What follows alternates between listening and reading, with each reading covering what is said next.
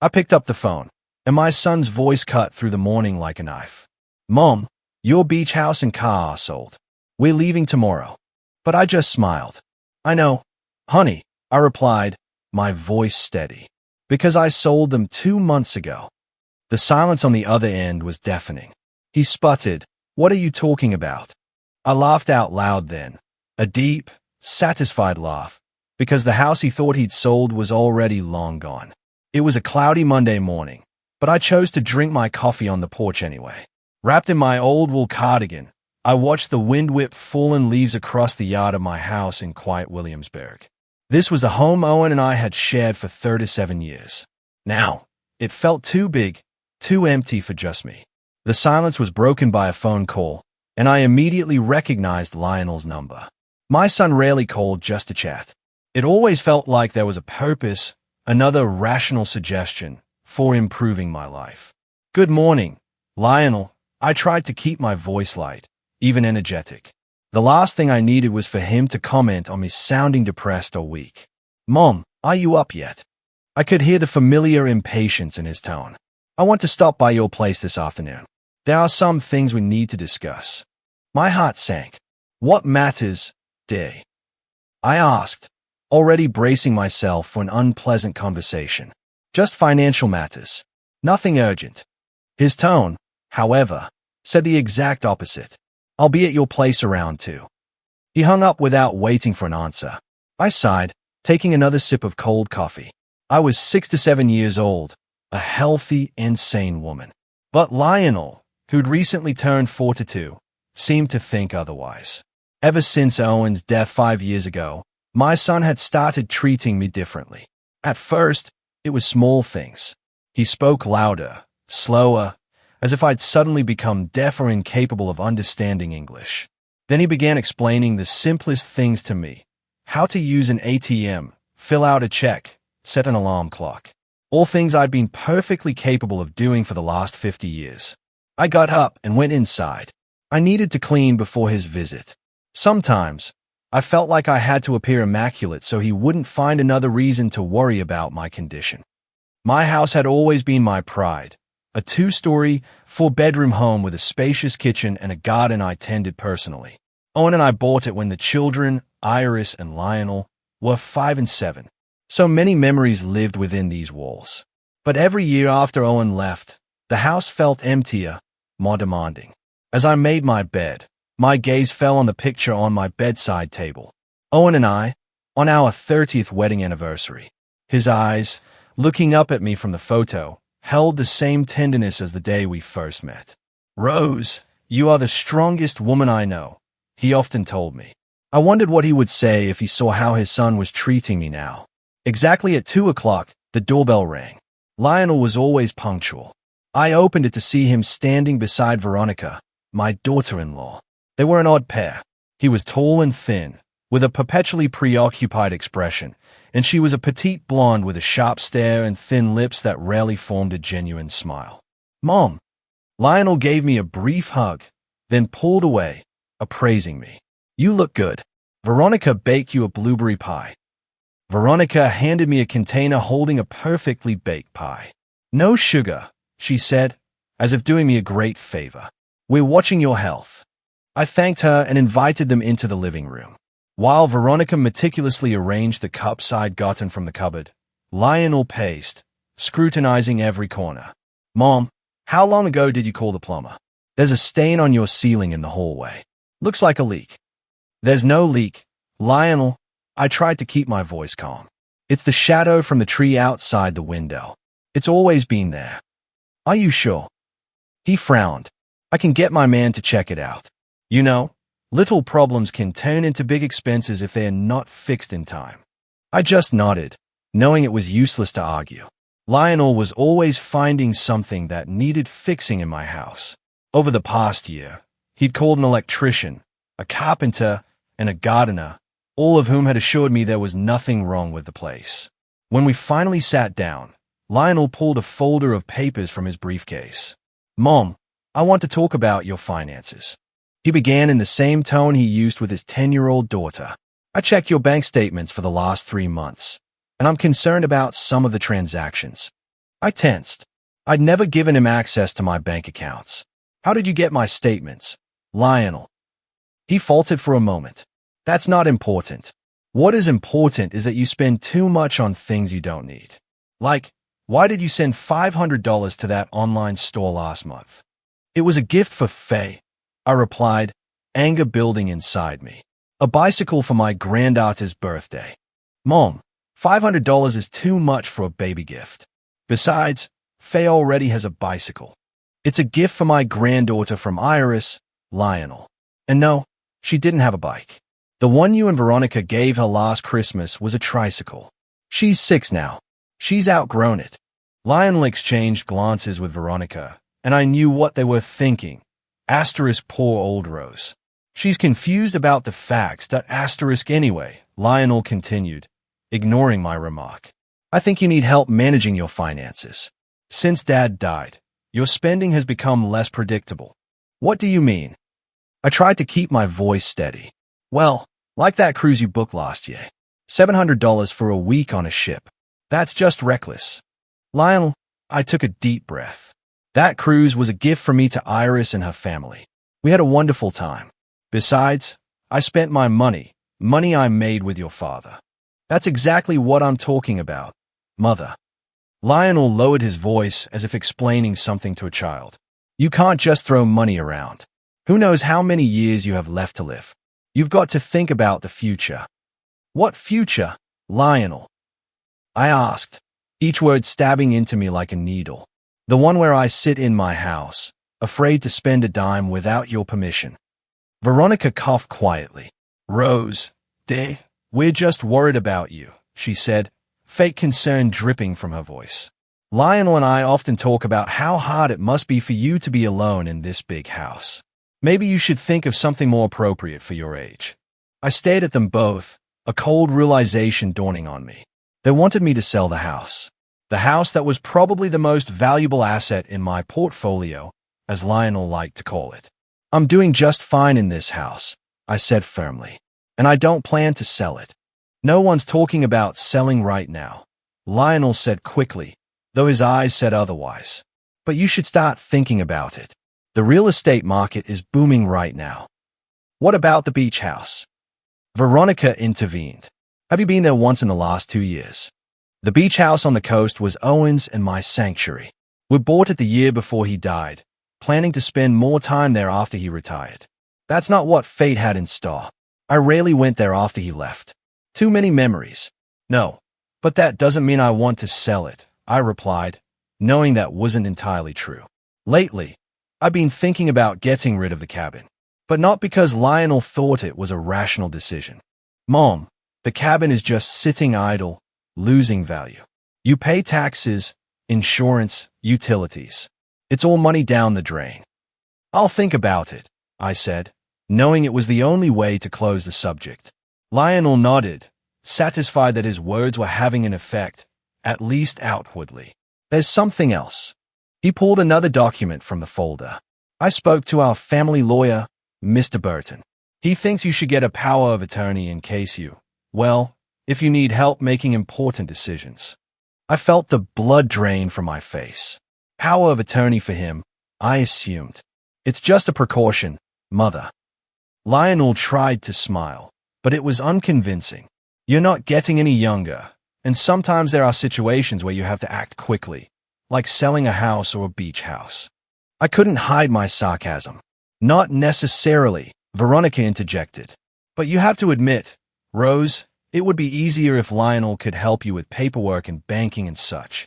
I looked at my son and daughter-in-law, trying to figure out when it all went wrong. When did my smart, caring boy turn into this controlling man who only saw his mother as a burden and potential inheritance? After Owen died, I felt lost. We had been together for 43 years, and suddenly he was gone. A heart attack took him so quickly that I didn't even have time to say goodbye. In those first months of mourning, Lionel had truly been a support. He helped with funeral arrangements, with the paperwork, with sorting through Owen's things. I was grateful to him, but then something changed. He began to take an increasing interest in my finances. At first, it was innocent questions. whether I was doing well on my bills, if I needed help with my tax returns. Then came the advice: where to invest money, what expenses to cut. And now, bank statements and power of attorney. I don't think I need a power of attorney, Lionel, I said firmly. I'm perfectly capable of managing my own affairs. Mom, it's just insurance, he insisted. No one's saying you can't make decisions. But what if you get sick? What if something happens to you? Then I'll contact you, I replied. Oh, Iris. Lionel's face tensed slightly at the mention of my daughter. He'd never hidden his opinion of Iris's life choices, as he called them. Choices that had led her to a humble life as a gardener in a botanical garden instead of the corporate career he thought was the only worthy one. Iris, he snorted.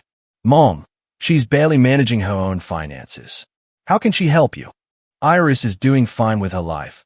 I felt a wave of anger rising. She's happy. Can you say the same? Lionel looked as if I had slapped him. Veronica put a hand on his shoulder for support. We're not here to discuss Iris, she said coldly. We're talking about your well-being, Rose. No, you're talking about my money. I stood up from the table. I think we should end this conversation. Lionel stood up too, his face flushed with restrained anger. Mom, you're being irrational. I'm trying to help you. I didn't ask for help, Lionel, I said quietly. And I certainly didn't give you permission to check my bank statements. How did you get access to them in the first place? He faltered for a moment, then mumbled something about Mr. Burton helping him. Mr. Burton has no right to give you information about my accounts without my consent. I felt my resolve growing inside. I'll call him tomorrow. There's no need to bother him, Lionel said quickly. I was just trying to make sure you were okay. You so rarely share the details of your life with me. Because it's my life, Lionel, I met his gaze, and I'm going to live it as I see fit. The rest of their visit passed in a tense atmosphere. Veronica pretended to enjoy her tea, and Lionel flipped through a magazine, pretending not to be seething. Half an hour later, they left, leaving an untouched blueberry pie and a promise to continue this conversation later. When the door closed behind them, I leaned my back against it and took a deep breath. My heart was pounding like it had after a marathon. I wasn't used to confronting Lionel. Usually, I just nodded and agreed to avoid conflict. But something was different today. Maybe it was the attempt at proxy, or his condescending comments about Iris, or just the cumulative effect of years of putting up with his controlling behavior. I walked to the living room and picked up a picture from the mantelpiece. It showed Owen and me on the day we bought our house. We looked so young, so full of hope. What would you do, Owen? I whispered, running my finger over his smiling face. I already knew the answer. Owen had always encouraged me to be strong and independent. You're not just my wife, Rose, he often said. You're a separate person with your own dreams and desires. Don't ever let anyone, not even me, tell you how to live your life. The next morning, I woke with an unexpected sense of lightness. The previous day, despite the unpleasant conversation with Lionel, had awakened a long-forgotten resolve in me. Over my morning coffee, I was looking through my day planner when I noticed an entry for an upcoming visit to Iris. My mood instantly improved. My daughter, Iris, was the complete opposite of her brother. Where Lionel was calculating and ambitious, she was spontaneous and enthusiastic. Where he sought material success, she sought harmony and joy in simple things. Although I love both my children, in recent years, it was my interactions with my daughter that were the source of real warmth for me. I packed quickly and decided to go to her earlier than planned. Visiting Iris always lifted my spirits. And today, I needed that boost of positive energy. The spring botanical garden where my daughter worked was a 20-minute drive from my house. As I parked my car and entered through the main gate, I was greeted by the familiar scent of flowering plants and moist earth. I knew I would find Iris in the rose garden. It was her favorite part of the garden, and one she tended with special affection. And indeed, there she was, bent over a rose bush, carefully trimming the wilted buds. In her wide-brimmed straw hat, gardening gloves, and simple linen dress, Iris looked so natural and peaceful that my heart filled with pride. Her blonde hair, gathered into a simple ponytail, glowed golden in the morning sunlight. Mom, she exclaimed when she saw me. You're early today. She took off her gloves, rose from her knees, and hugged me. She smelled of roses, and something fresh that I always associated with youth. I thought I'd catch you at work. I smiled. Do you mind? Of course not. I'm just finishing up this section. Wait a minute, and we can go for tea. I sat down on the nearest bench and watched how deftly and confidently Iris handled the garden tools. Her movements were full of love and years of experience. It was hard to believe that Lionel had once scoffed at her decision to become a gardener. Asterisk, how can you spend 4 years in college only to end up digging in the dirt? Asterisk, I remembered him saying this after Iris announced her choice of profession. I couldn't find anything to say back then. I just pressed my lips together. Now, looking at my daughter, I could see how right she was to follow her vocation. A few minutes later, Iris finished her work, put the tools in the basket, and taking off her hat, came to me. Come on, Mom. We have fresh blueberry pastries in the cafeteria today. We walked through the garden to the small cafeteria located near the exit. Iris was her own person here. The staff greeted her by name, and visitors often stopped to ask her questions about this or that plot. As we settled at a table in the corner with cups of herbal tea and blueberry muffins, Iris looked at me carefully. Is something wrong, Mom? You look like you've decided something for yourself. I'd always marveled at her ability to read my emotions. While Lionel seemed to see only what he wanted to see, Iris always noticed what was lurking beneath the surface. Lionel came by yesterday, I sighed, with Veronica. Oh. Iris frowned slightly. What did they want this time?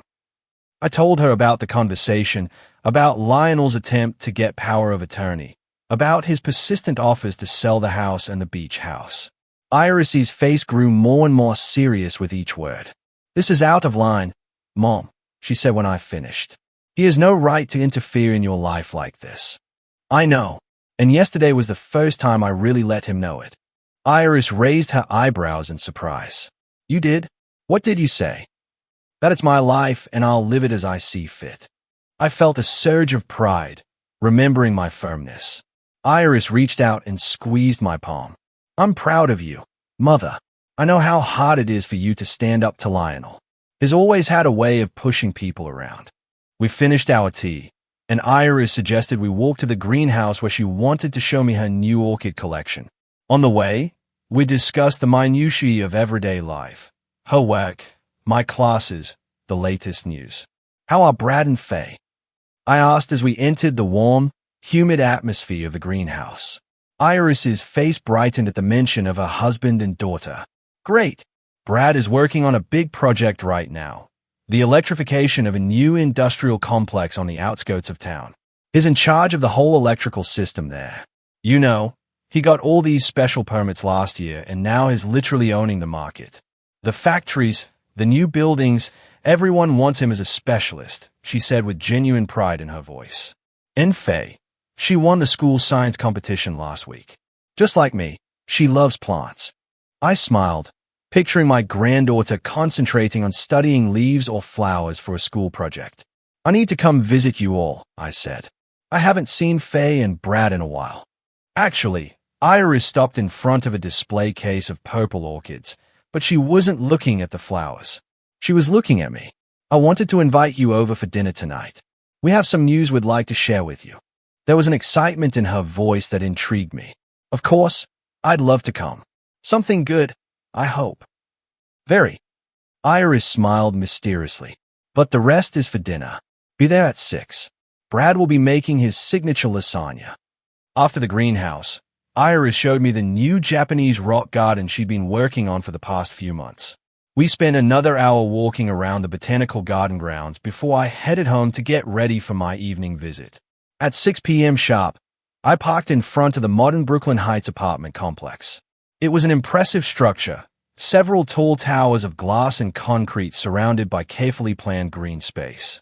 Iris and her family had recently taken out a mortgage on an apartment here, and I hadn't quite gotten used to the idea that my daughter, who had chosen such an unprofitable profession as a gardener, was living in one of the city's most prestigious neighborhoods. Faye met me at the front door. My granddaughter literally flew out the door as soon as she saw my car. Grandma, She rushed to me, wrapping her arms around my waist. Come quickly. Daddy is making lasagna, and I helped with the salad.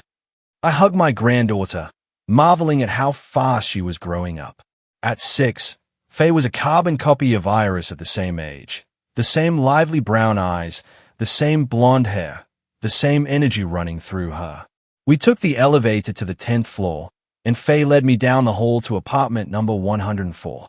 As soon as the door opened, the scent of Italian spices and freshly baked bread enveloped me.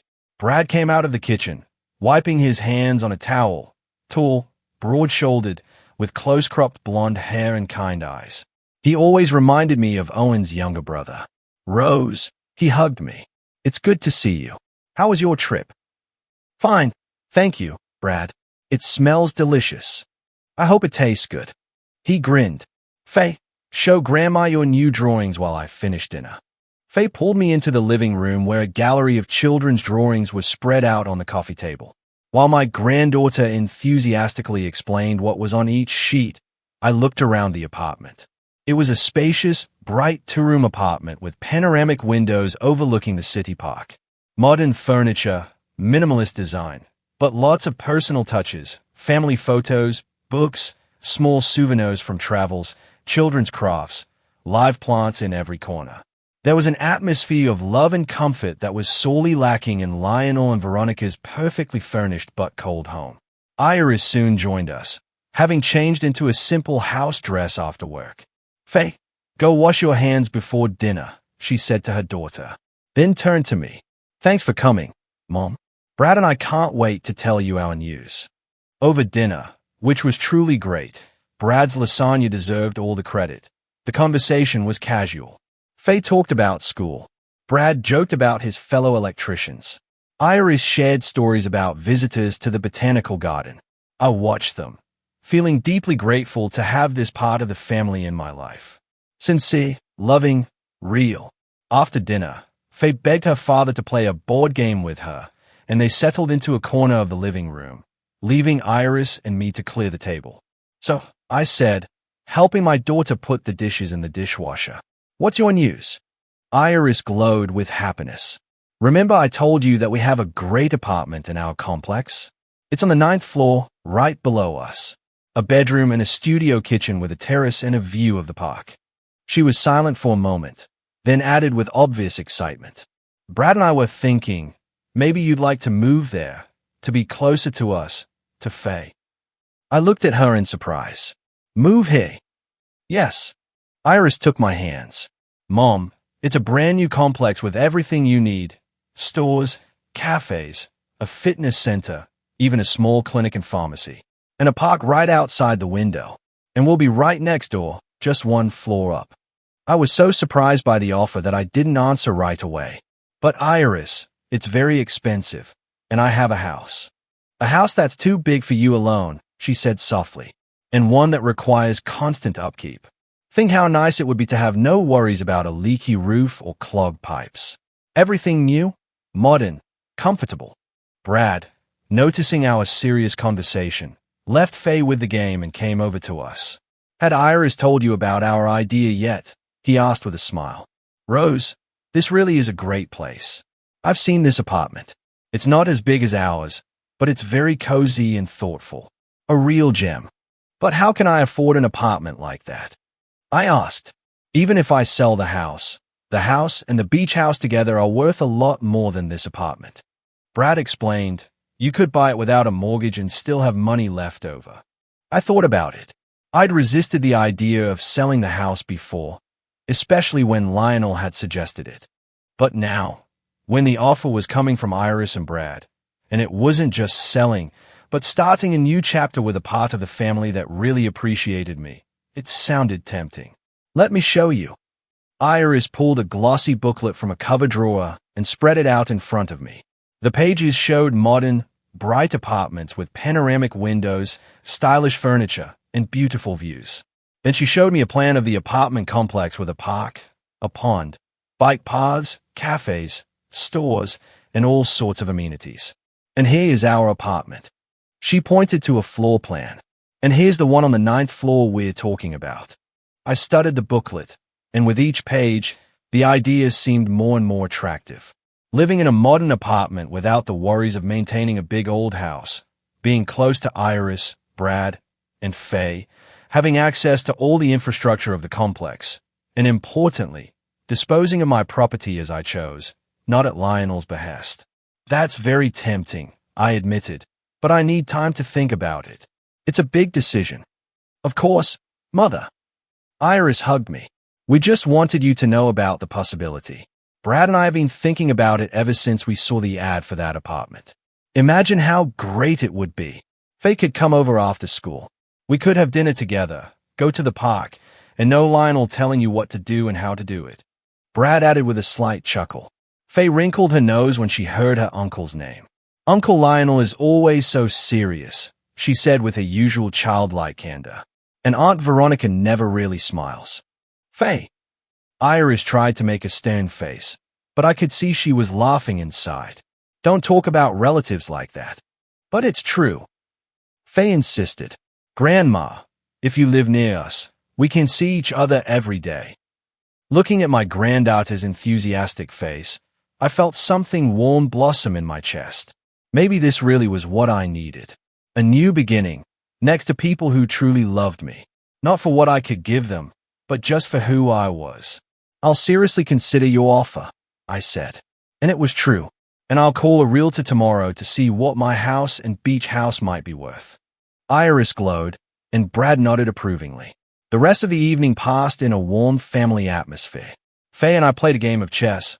I gave in, letting her win. Brad showed pictures of his new project, and Iris shared her plans for a small garden on their patio.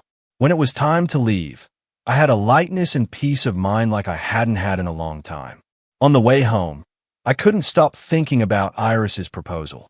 The Brooklyn Heights apartment complex really looked impressive. Modern, comfortable, with well-developed infrastructure. To live close to my daughter and granddaughter, to see them every day, to be a part of their lives. This thought filled me with joy. And yet, the decision to sell the house where I spent most of my life with Owen was not an easy one. So many memories, so many stories were held within those walls.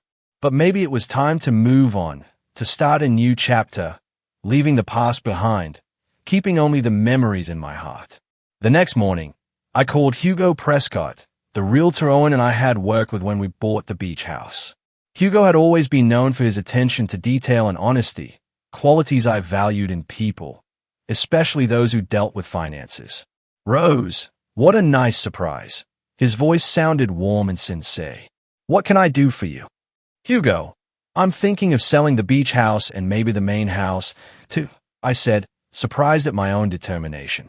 Could we meet to discuss the details? Sure, he agreed immediately. I can stop by this afternoon if it's convenient for you. We arranged to meet at 2 o'clock, and I spent the morning getting the paperwork together for both houses and the car. The thought of saying goodbye to the place where I'd lived most of my life brought mixed feelings. But every time the doubt started to overwhelm me, I remembered Faye's face as she talked about how great it would be to see each other every day, and my resolve returned. At exactly 2 o'clock, Hugo's car pulled up. Accuracy had always been one of his strong points. I made tea and cookies, and we settled into the living room. So, Rose, tell me more about your plans. Hugo pulled out a notebook and pen, ready to take notes. I told him about Iris's offer to move to Brooklyn Heights, the 9th floor apartment, and my desire to start a new chapter in my life. Brooklyn Heights is an excellent choice. Hugo nodded approvingly. It's one of the most prestigious new developments in the city. The quality of construction is top-notch, and the infrastructure is excellent. What do you think of my idea to sell both houses and my car? I asked. Would I get enough to buy an apartment there? Hugo tapped his pen thoughtfully on his notebook. Let's do the math. The real estate market is booming, especially for a property like your beach house. Close to the water, good condition. It's very valuable. Your main house is in a great neighborhood, too. And despite its age, it's well maintained. As for the car, how old is it? 5, I answered. But the mileage is low, and I rarely drove it long distances. Hugo made a few notes, then looked up and smiled. Rose, I'm pretty sure the proceeds from the sale will more than cover the cost of the Brooklyn Heights apartment. Even with all the taxes and fees, you'll have a decent amount of money left over. Something inside me relaxed. It was one thing to dream about moving, but it was another to know that it was financially possible. Okay, I nodded. Where do we start? I suggest we start with a beach house, Hugo said. It would be easier to sell, and it would give us an idea of how the main house would go. Can I go and see it in the next few days? Sure. I haven't been there in a while. I felt a pang of guilt.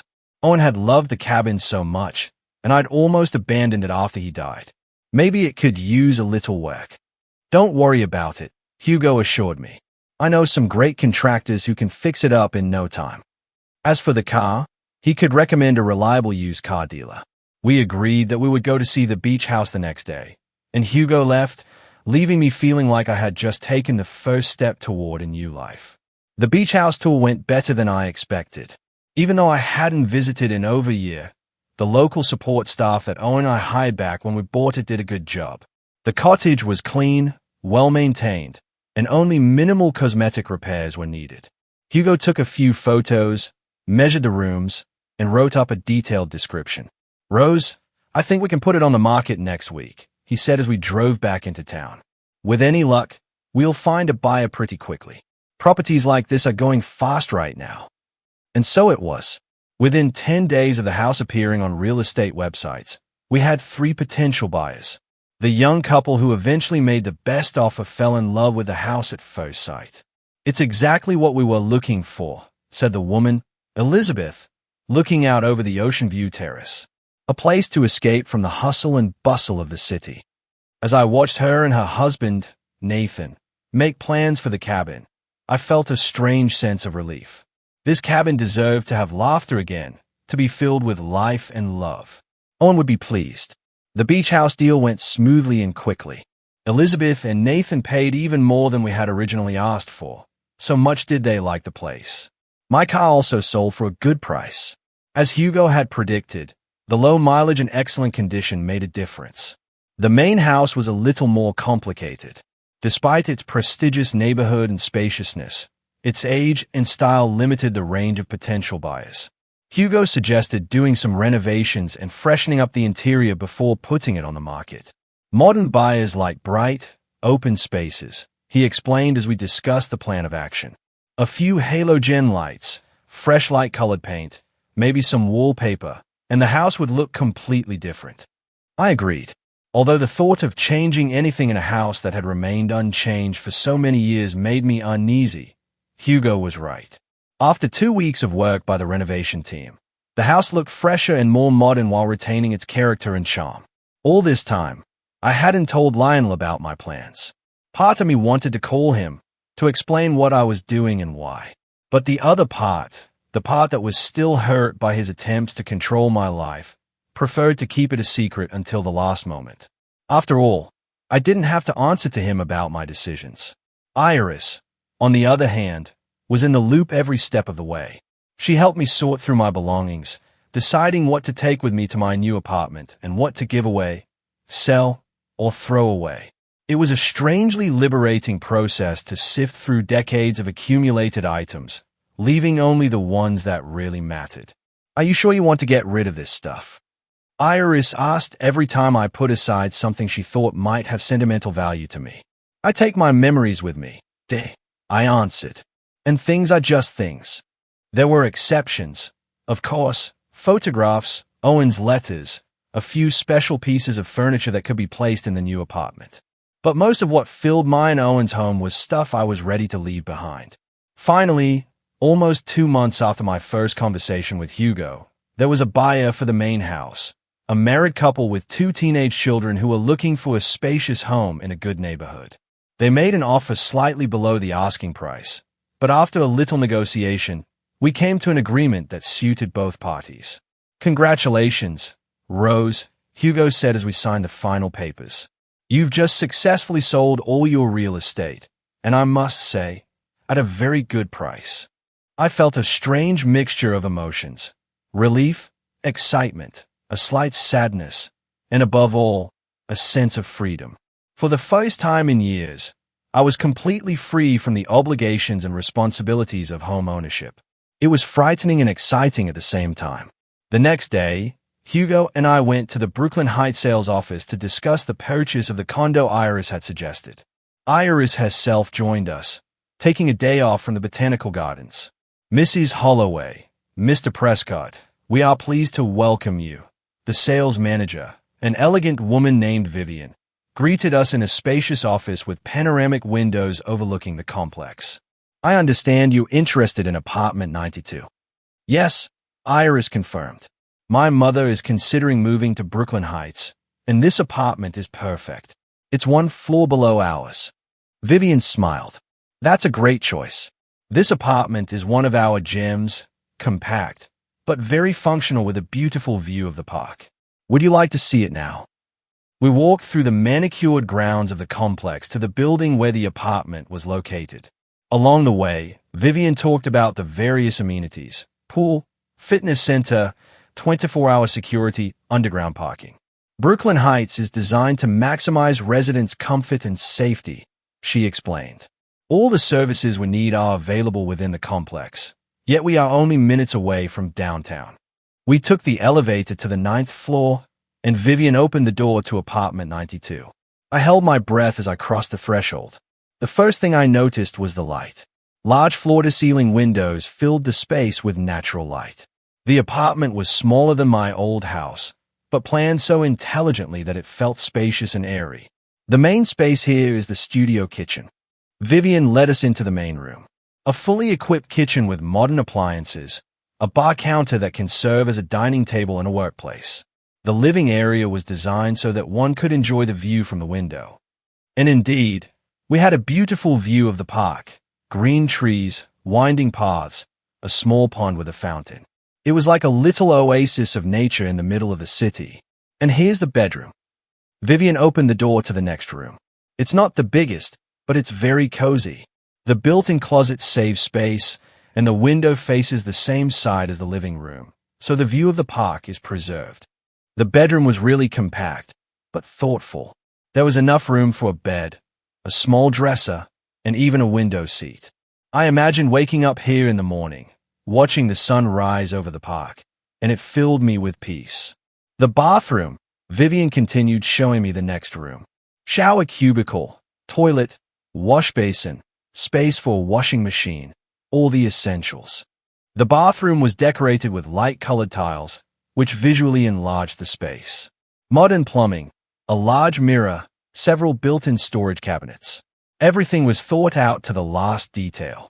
And finally, the gem of this apartment, the terrace. Vivian slid open the glass doors in the living room, and we stepped out onto the small but very pleasant terrace. There's enough room for a table and a couple of chairs. You could have a mini potted garden or just enjoy the fresh air and the view. I walked over to the railing and took a deep breath. From here, the park seemed even closer, and the noise of the city seemed farther away. It was the perfect place for morning coffee or afternoon tea. So, what do you think, Mom? Iris walked over to me, her eyes shining with excitement. Do you like it? It's perfect, I said. And it was true. The apartment was the epitome of everything I was looking for. Compact, but not cramped. Modern, but cozy, with a view that soothed my soul. We returned to the sales office to discuss the financial details.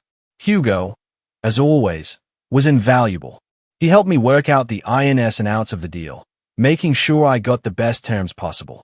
Given that you are willing to pay full price outright with no mortgage, we can offer you a small discount, Vivian said as she looked through the documents. Also, if you decide to buy the furniture package, we'll include it at cost price. I glanced at Hugo and he nodded faintly, confirming that it was a good offer. When can I move in? I asked, feeling my impatience growing. The apartment is completely ready, Vivian answered. As soon as we complete the formalities, which will take about a week, you can move in. Walking out of the sales office, I felt like I had just taken the most important step of my life after deciding to marry Owen. It was scary and exciting at the same time. You won't regret it, Mom.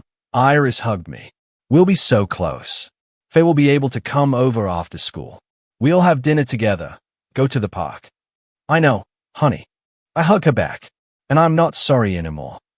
On the way home to the house that would soon no longer be mine, I thought about how my life had turned out.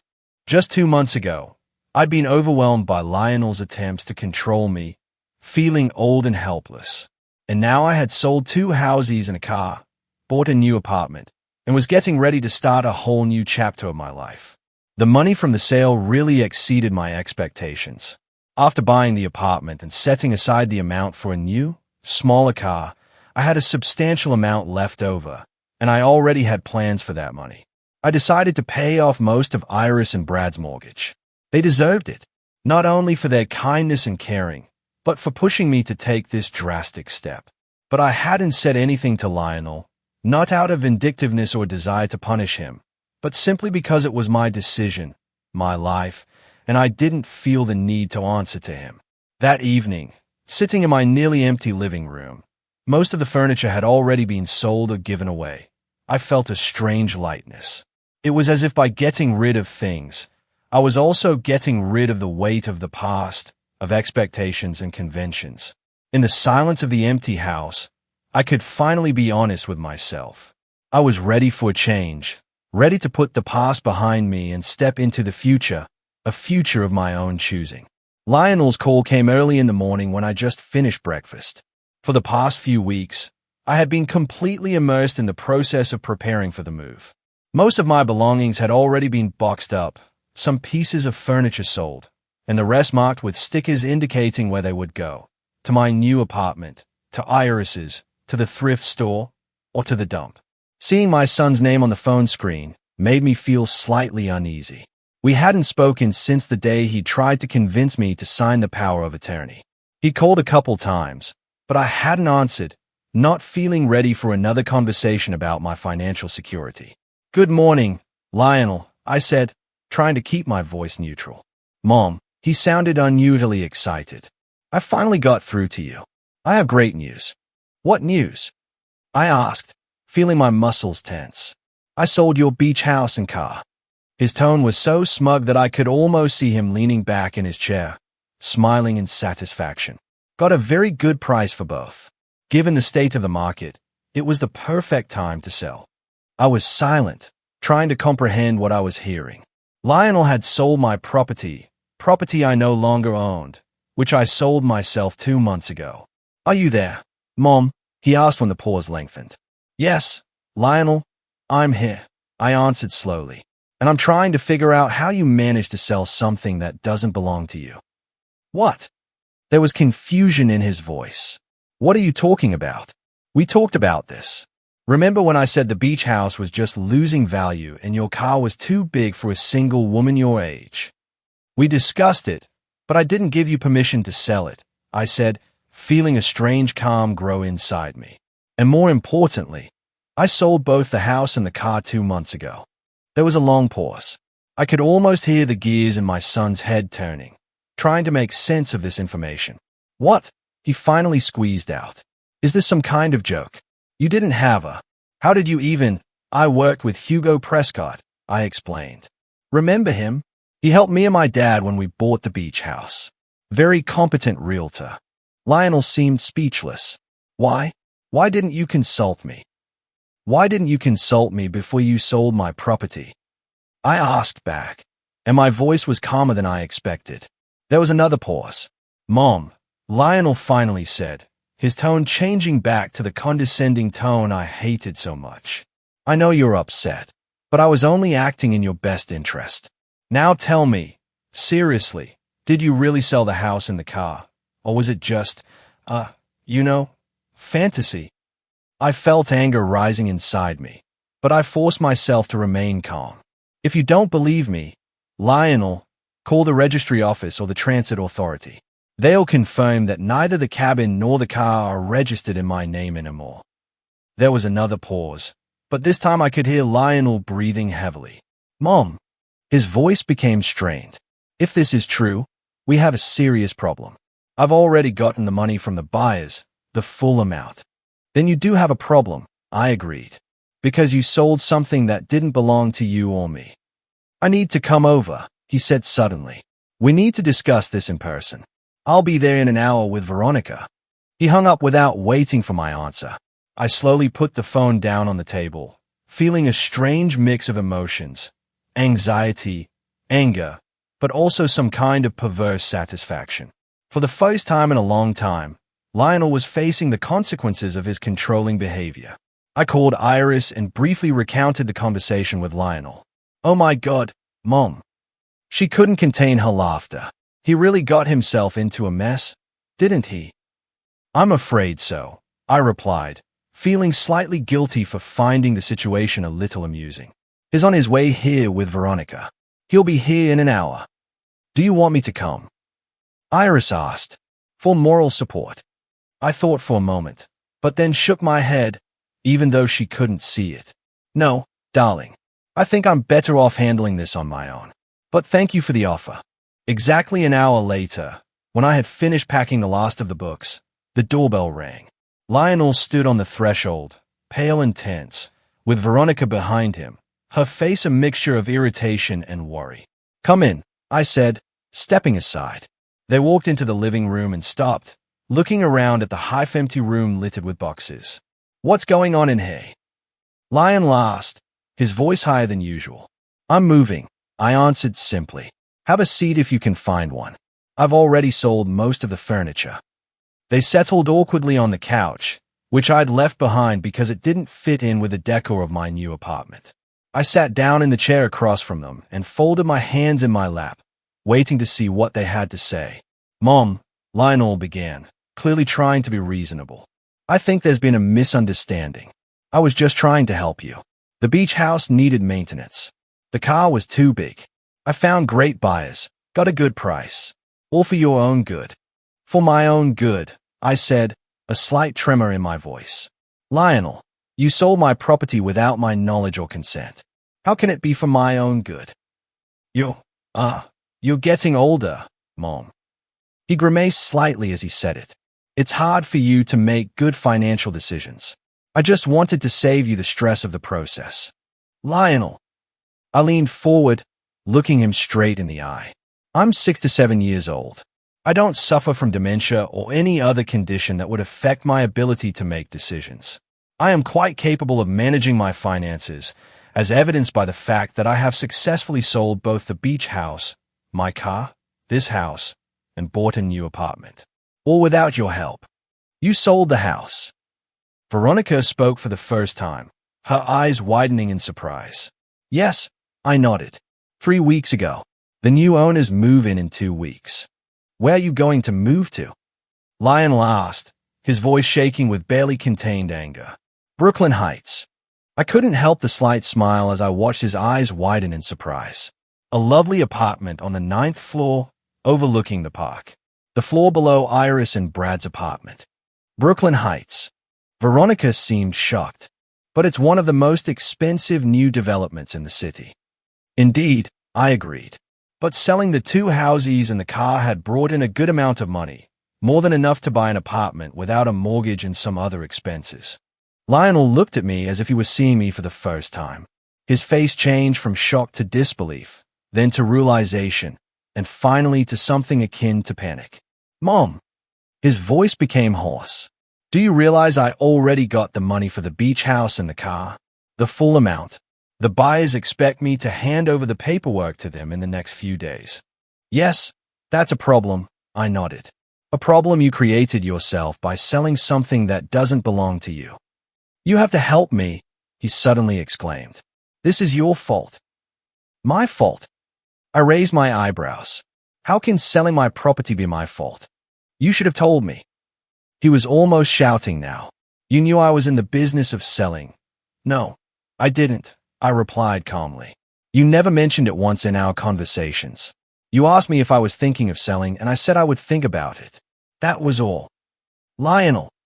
Veronica turned to her husband, her voice icy. "You sold the property without the proper paperwork. I had a power of attorney."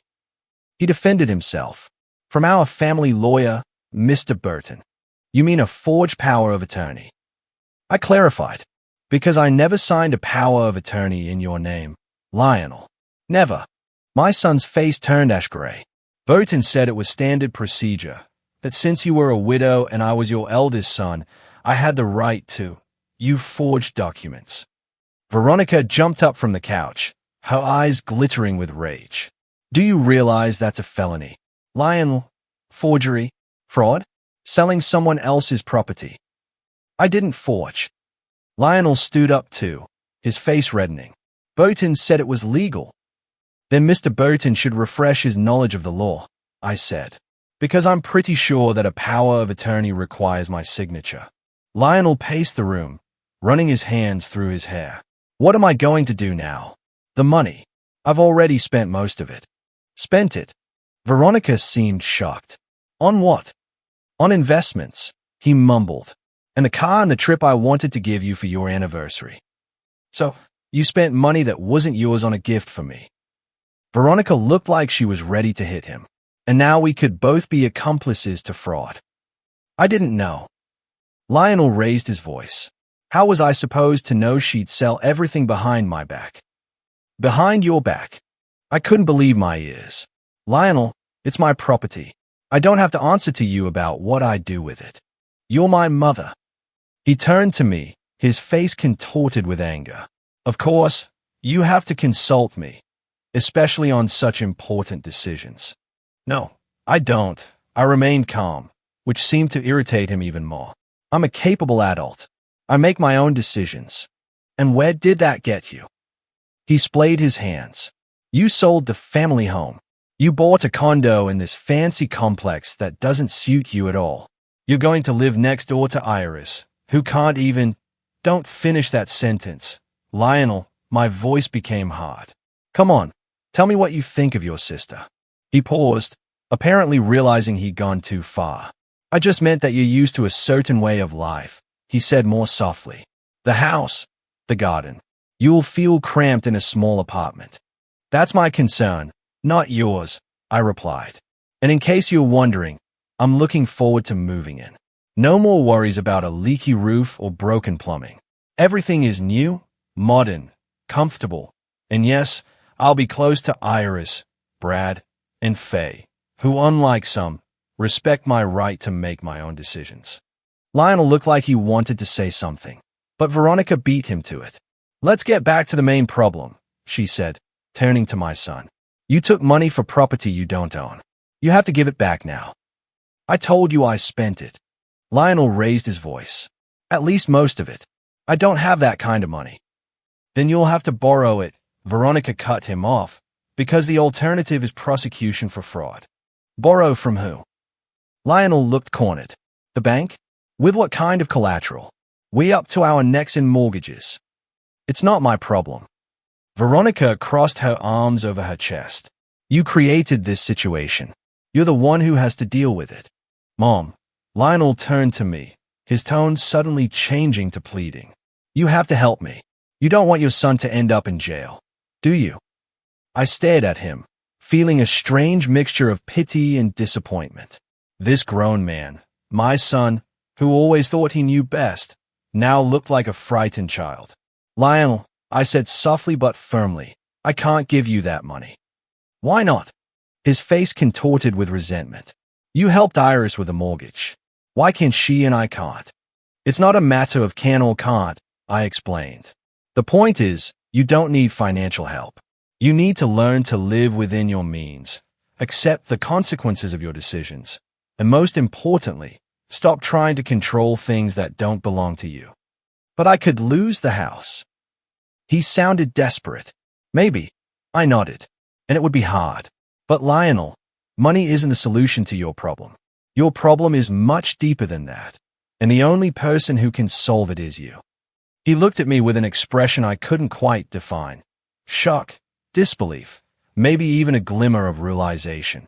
I am your son, he said at last. Shouldn't you be helping me? I am helping you, I answered, by not letting you escape the consequences of your actions.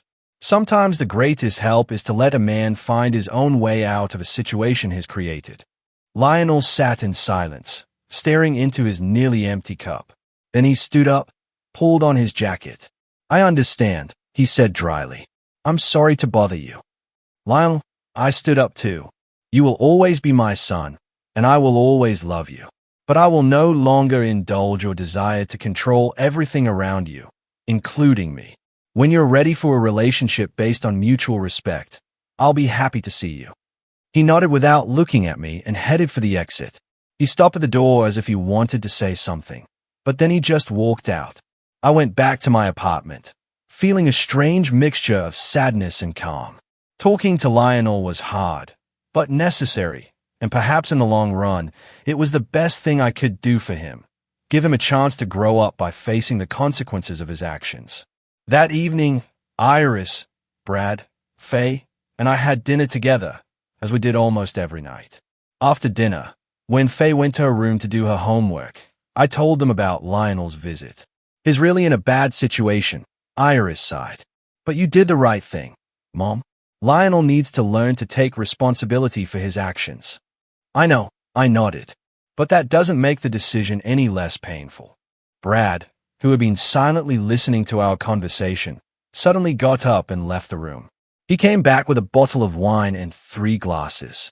"I think we could all use some," he said with a slight smile as he poured the wine. We sat in cozy silence, sipping the wine and looking at the lights of the city outside the window.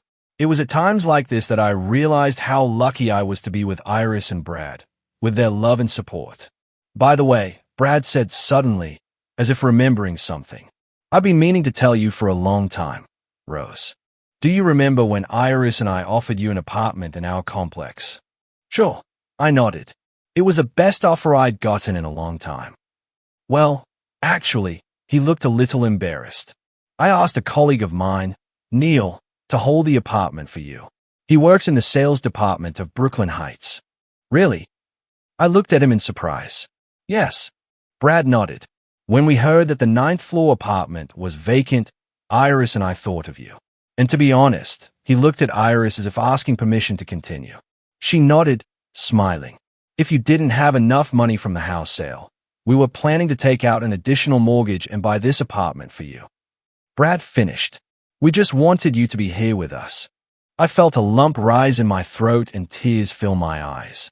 These two, my daughter and her husband, were willing to take on an extra financial burden just so I could be closer to them. Not because they thought I was incapable of taking care of myself, but simply out of love and a desire to be together. "I don't know what to say," I mumbled, wiping away my tears. "It's the most touching thing anyone has ever done for me." "We love you, Mom," Iris said, simply squeezing my hand. "And we want you to be a part of our daily lives, not just a weekend visitor." I hugged them both, feeling gratitude and love overwhelm me. In that moment, I knew without a shadow of a doubt that I had made the right choice. Not only in moving to Brooklyn Heights, but in the way I had lived my life, raising children who had grown up so different. Lionel, with all his flaws, was a product of his choices. To seek control, to seek material success, to seek power. Iris had chosen a different path, the path of love, of caring, of genuine relationships. And now, sitting in the warm living room, surrounded by the love of my family, I was deeply grateful that I had made my choice. The choice to be with those who truly valued me for who I was. It was dusk outside the window, but there was light in my heart.